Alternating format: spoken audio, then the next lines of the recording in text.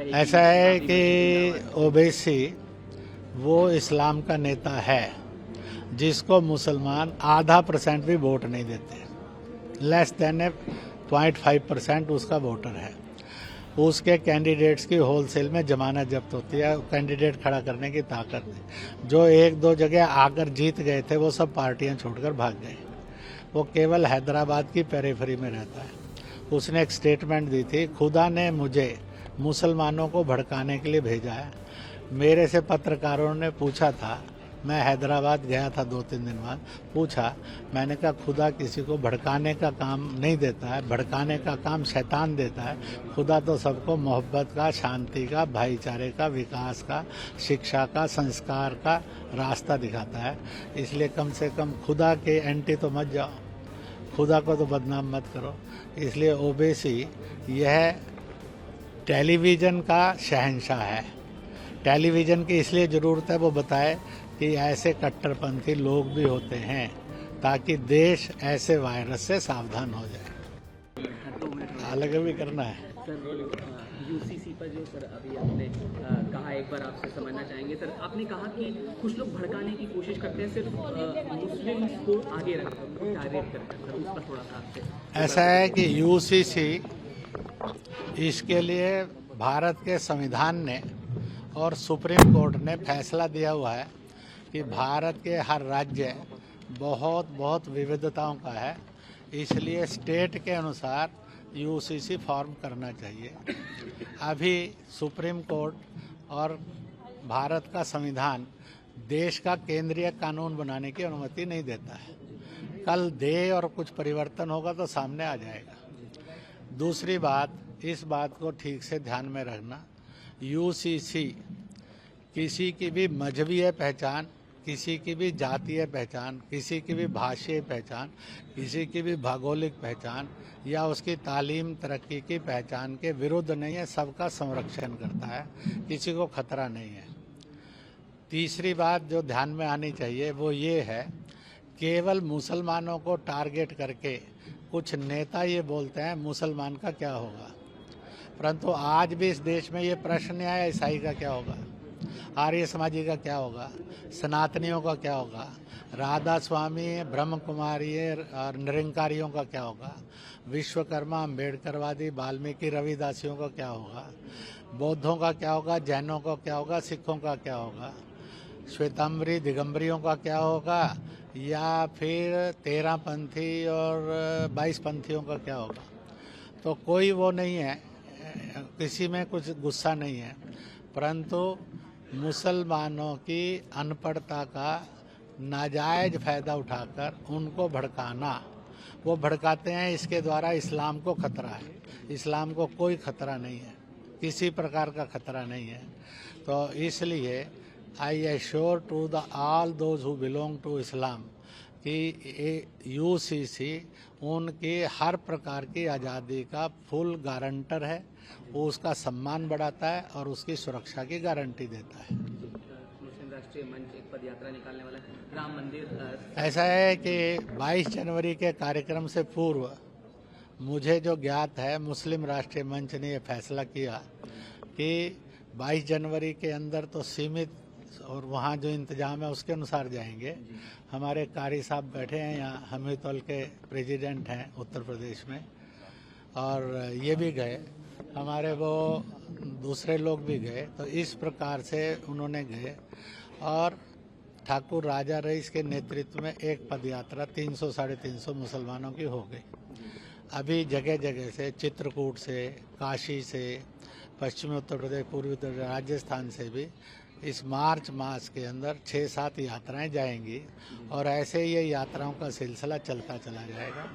वो कहते हैं हमें जय श्री राम कहना उतना ही अच्छा लगता है जितना हमें अल्लाहू अकबर अच्छा लगता है। ये एक मिसाल है, जाहिर है कि मुस्लिम एकता की। लेकिन एक सवाल मैं ज़रूर आपसे पूछ लेता हूँ, कुछ लोग जैसा कि आपने देखा प्राण प्रतिष्ठा में नहीं गए, बहुत राजनीति हुई उस मुद्दे पर। अब आचार्य प्रमोद कृष्ण में कह रहे हैं कि कांग्रेस ने उन्हें इसलिए निकाल दिया क्योंकि वो अयोध्या गए। अभी अखिलेश यादव कह रहे हैं कि वो दोबारा उनको निमंत्रण मिला विधानसभा अध्यक्ष को, नहीं जा रहे हैं।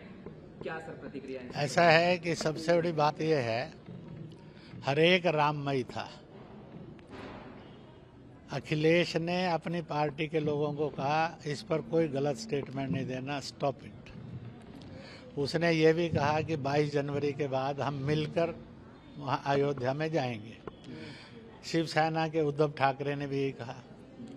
कांग्रेस के नेताओं ने कहा था कि हम राम मंदिर बाद में देखेंगे, परंतु हम उस दिन में और माँ कामाख्या के दर्शन करते हुए अपनी भक्ति भावना को प्रकट करेंगे।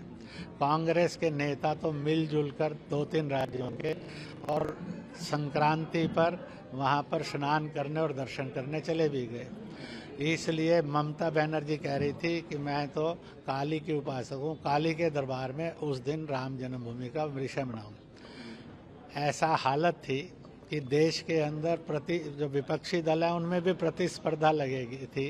इसलिए केजरीवाल की पार्टी ये कह रही थी कि हम तो हनुमान चालीसा का पारायण करेंगे और सुंदरकांड का पारायण करेंगे। तो मुझे लगता है आदमी राजनीतिक द्वेष में भरा हुआ, परंतु राम भक्ति से ओतप्रोत होकर यही एक काम कर रहा था।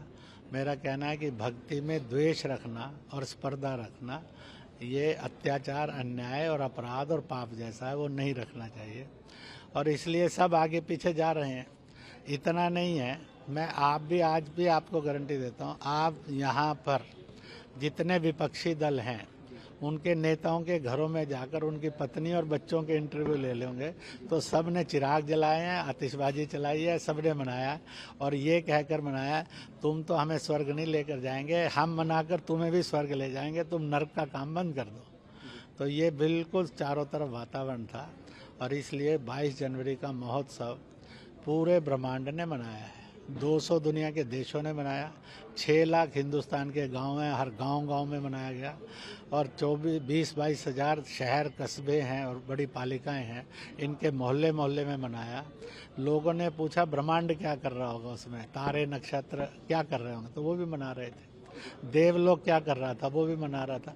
जो हमें नहीं दिखते थे वो भी मना रहे थे, पशु पक्षी भी मना रहे थे, पेड़ पौधे भी मना रहे थे। दुनिया के अंदर पिछले सैकड़ों नहीं, हजारों नहीं, लाखों लाख वर्षों से, करोड़ों वर्षों का it is the biggest festival, जब पूरा ब्रह्मांड उसको मना रहा था और देयर वाज नो इलीवल, कोई दुर्घटना नहीं, दुर्घटना मुक्त दिन था। सर आपने हालांकि कहा ये सब चीज़ें, लेकिन ओवैसी ने लोकसभा में कहा कि मस्जिद रहेगी। ऐसा है कि ओवैसी वो इस्लाम का नेता है जिसको मुसलमान 0.5% भी वोट नहीं देते, लेस देन 0.5% उसका वोटर है। उसके कैंडिडेट्स की होलसेल में जमानत जब्त होती है, कैंडिडेट खड़ा करने की ताकत नहीं। जो 1-2 जगह आकर जीत गए थे वो सब पार्टियां छोड़कर भाग गए, वो केवल हैदराबाद की पेरिफेरी में रहता है। उसने एक स्टेटमेंट दी थी, खुदा ने मुझे मुसलमानों को भड़काने के लिए भेजा है। मेरे से पत्रकारों ने पूछा था, मैं हैदराबाद गया था 2-3 दिन बाद, पूछा, मैंने कहा खुदा किसी को भड़काने का काम नहीं देता है, भड़काने का काम शैतान देता है। खुदा तो सबको मोहब्बत का, शांति का, भाईचारे का, विकास का, शिक्षा का, संस्कार का रास्ता दिखाता है। इसलिए कम से कम खुदा के एंटी तो मत जाओ, खुदा को तो बदनाम मत करो। इसलिए ओवैसी यह टेलीविज़न का शहंशाह है। टेलीविज़न की इसलिए ज़रूरत है वो बताए कि ऐसे कट्टरपंथी लोग भी होते हैं ताकि देश ऐसे वायरस से सावधान हो जाए। हालांकि सर वो कहते हैं कि मैं सम्मान राम का पूरा करता हूं, लेकिन गोडसे से नफरत करता हूं क्योंकि उन्होंने ऐसे शख्स को मारा। मैं कहता हूं जी कुछ भी होगा ना तो करे ना, पर राम का विरोध क्यों करें। राम का मैं सम्मान करता हूं, करते रहें। गोडसे से नफरत करते हैं, कोई रोक थोड़ी रहा है। वो तो कहते ही हैं कि खुदा ने मुझे भेजा ही नफरत करने के लिए। बस सर आखिरी प्रतिक्रिया इस पर दे दीजिए। सर प्रमोद कृष्णम कह रहे हैं कि मैं अयोध्या गया इसलिए कांग्रेस ने निकाल दिया। सर क्या तो उन्होंने जो कहा है सबके सामने कहा है, उनसे पूछिए क्या करना है। पर मैं ये कह रहा हूँ आगे पीछे सब राममय थे, राममय हैं, कहीं ना कहीं किसी ना किसी तरह से सब राम को स्वीकार कर रहे हैं, घूम घूम के रास्ता ढूंढ रहे हैं कि स्वीकार करने का रास्ता। वो गोडसे में से राम का स्वीकार कर रहा है, वो पार्टी से निकाले जाने में राम को स्वीकार कर रहा है। इसलिए लगे सब राममय होकर हैं। जगत राममय था, है और सदा रहेगा।